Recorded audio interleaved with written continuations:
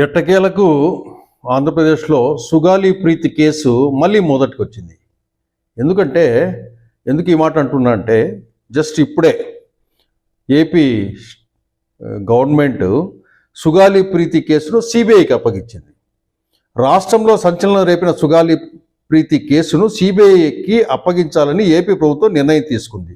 అధికారంలోకి వచ్చాక పవన్ కళ్యాణ్ పట్టించుకోవట్లేదని సుగాలి ప్రీతి తల్లి ఆరోపించిన సంగతి తెలిసిందే.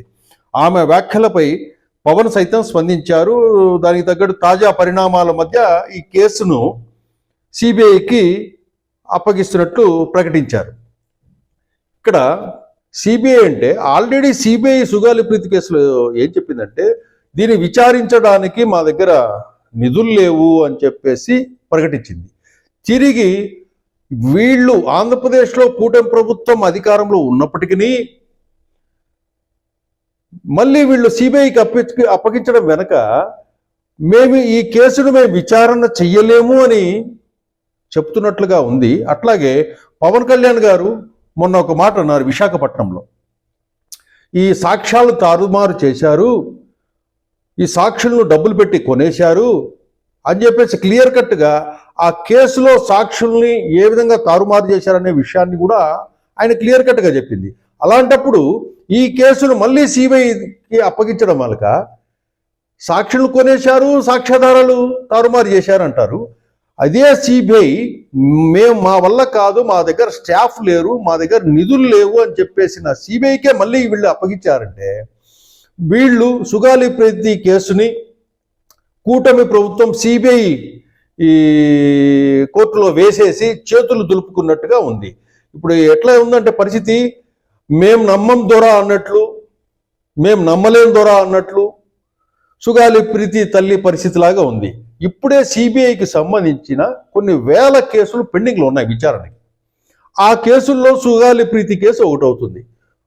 ఇది ఎప్పటి వరకు తెగుతుందో కూడా చెప్పలేం. ఈ సిబిఐ కేసు అంటే ఉదాహరణ మన ఆంధ్రప్రదేశ్కి సంబంధించిన కేసు, వివేకానంద రెడ్డికి సంబంధించిన కేసు ఒకటి చూస్తున్నాము. అట్లాగే జగన్మోహన్ రెడ్డి అక్రమాస్తులకు సంబంధించిన సిబిఐ కేసులు చూస్తున్నాము. ఇవన్నీ చూస్తే రేపు సుగాలి ప్రీతి కేసు ఏదైనా దాని రిజల్ట్స్ రావాలంటే ఫలితము ఇదో వీళ్లకు శిక్ష వేశాము, వీళ్ళు నిందితులు అని చెప్పడానికి కూడా కొన్ని సంవత్సరాలు పెట్టే అవకాశం ఉంది.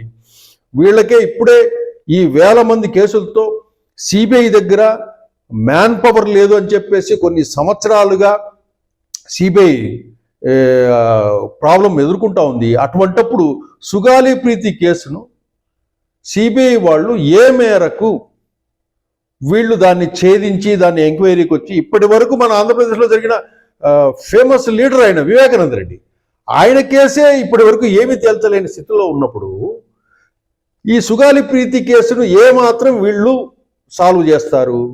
అదొకటి.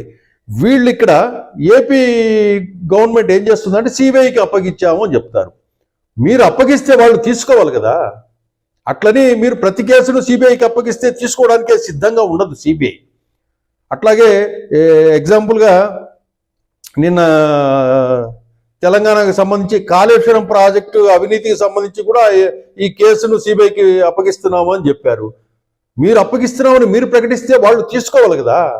దానికి వాళ్లకు కొన్ని నియమ నిబంధనలు ఉంటాయి. కాబట్టి సిబిఐ కేసు వీళ్ళు ఈ సుగాలి ప్రీతి కేసును సిబిఐ కోర్టులో వేసేసి మా పని అయిపోయింది, మేము సిబిఐకి ఇచ్చాము అని చెప్పడానికి మాకేం సంబంధం లేదన్నట్లు, మా చేతుల్లో ఏమి లేదట్లు అన్నట్లు కూటమి గవర్నమెంట్ ప్రయత్నిస్తుందని మనం చెప్పొచ్చు. ఇక్కడ ఇప్పుడు కూటమి గవర్నమెంట్ ప్రభుత్వం వాళ్ళ చేతిలో ఉంది, మంచి పోలీస్ అధికారులు ఉన్నారు, పెద్ద పెద్ద లిక్కర్ స్కామ్స్ కేసుల్నే బయటికి తీసుకొస్తున్నారు. అటువంటిది సుగాలి ప్రీతి కేసును ఏపీ గవర్నమెంట్ ఎందుకు బయటికి తీసుకురాలేదు అనేది ఒకటి మనకు ఆలోచన వస్తుంది.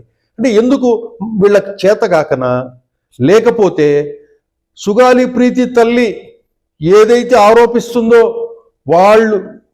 వాళ్ళు నిందితులతో ఏమన్నా కుమ్మక్కయ్యారా?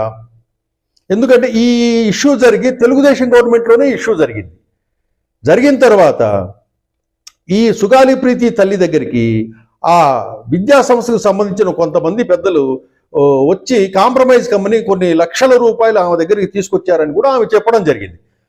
అలాంటిది అప్పుడు టీడీపీ గవర్నమెంట్ ఆ కేసులో నిందితులతో ఏమన్నా కుమ్మక్కయిందా? ఆ రోజు ఏమైనా వాళ్ళ మధ్య ఏమైనా ఆర్థిక లావాదేవీలు ఏమైనా జరిగాయా? ఎందుకు కూటమి గవర్నమెంట్ ఈ కేసును టేకప్ చేయటం లేదు?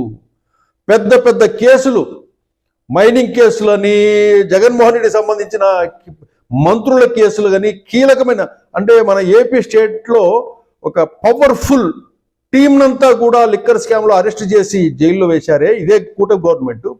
ఒక సుగాలి ప్రీతి కేసును ఏపీ పోలీసులు ఛేదించలేరా? ఎందుకు సిబిఐకి అప్పచెప్తున్నారు అనేది ఇక్కడ ప్రజల్లో వచ్చే డౌట్ అనమాట. ఎందుకు మీరే చేయండి, కర్నూలు దగ్గరే కదా, నిందితులు ఎవరు, ఆ డిఎన్ఏ టెస్టులు, కథ వ్యవహారం అంతా మీరే చేయొచ్చు. అసలే సిబిఐ దగ్గర మ్యాన్ పవర్ లేదు, కొన్ని వేల కేసులు పెండింగ్ ఉన్నాయి. మీ చేతిలో మీరు పరిష్కరించాల్సిన కేసును మాకు సంబంధం లేదన్నట్టు, మాకు చేత కాదన్నట్లు సిబిఐ కోర్టులో వేసేయడము, అది ఎంతవరకు ధర్మం అనేది ఆంధ్రప్రదేశ్ ప్రజలు కూడా ఆలోచించాలా. ఎందుకు ఈ విధంగా కూటమి గవర్నమెంట్ ప్రయత్నం చేస్తూ ఉంది? సిబిఐ వాళ్ళు మా వల్ల కాదు, మేము చేయలేము, మాకు టైం లేదు, డబ్బులు లేవు, మ్యాన్ పవర్ లేదని చెప్పి మొత్తుకుంటున్నారు వాళ్ళు. మళ్ళీ ఇదే ఏపీ గవర్నమెంట్ మళ్ళీ సిబిఐ చేతికి ఇచ్చేసి చేతులు దొరుకుకోవడం అంటే కనుక దీని వెనుక ఏదో జరిగింది. ఎందుకంటే అప్పట్లో టీడీపీ గవర్నమెంట్ హయాంలో ఏదైతే ఇష్యూ జరిగిందో, తర్వాత పరిణామ క్రమాలు ఇవన్నీ చూస్తుంటే కనుక ఏదో జరిగింది. ఎందుకో ఈ కేసును దీన్ని సాల్వ్ చేయాలంటే కనుక కొంచెం కూటమి గవర్నమెంట్ ఏదో ఇబ్బంది పడుతున్నట్లుగా మనం భావించాలి.